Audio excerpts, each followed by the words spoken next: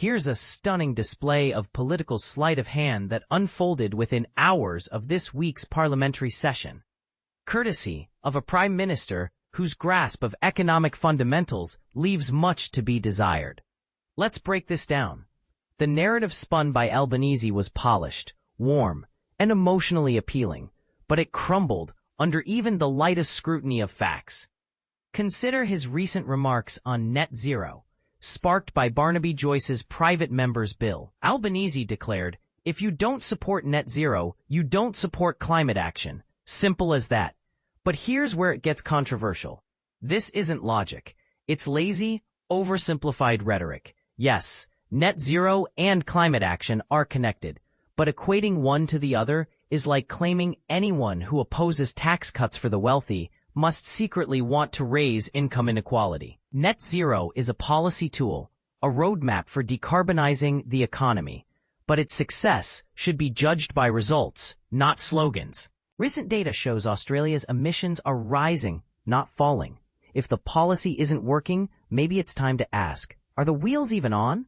Because if decarbonization is the solution, then the current approach isn't delivering. Painting a policy green doesn't magically reduce emissions, just as labeling a financial move an investment doesn't guarantee profits. And this is the part most people miss.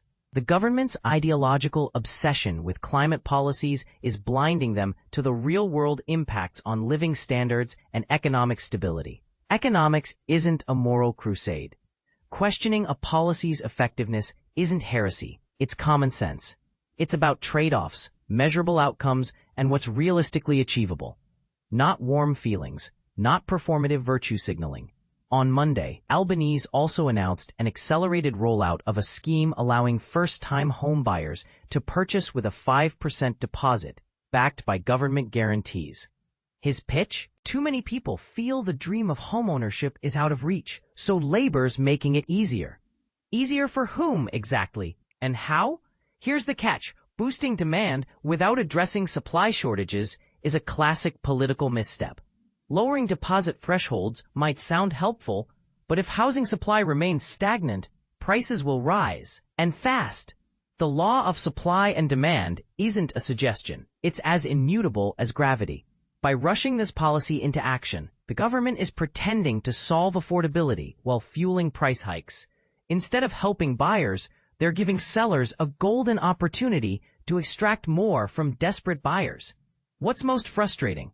How effortlessly these half-baked ideas roll off the Prime Minister's tongue. Is he willfully misleading, or does he genuinely believe his own nonsense? Either way, brace yourself. This was just the beginning. Caroline DeRusso, a legal expert with 15 years in commercial litigation and corporate insolvency, and current Liberal Party president in Western Australia, has seen enough to know. When ideology trumps economics, the consequences are rarely pretty. So, what do you think? Is this policy a well-intentioned mistake or a dangerous gamble? Share your thoughts below.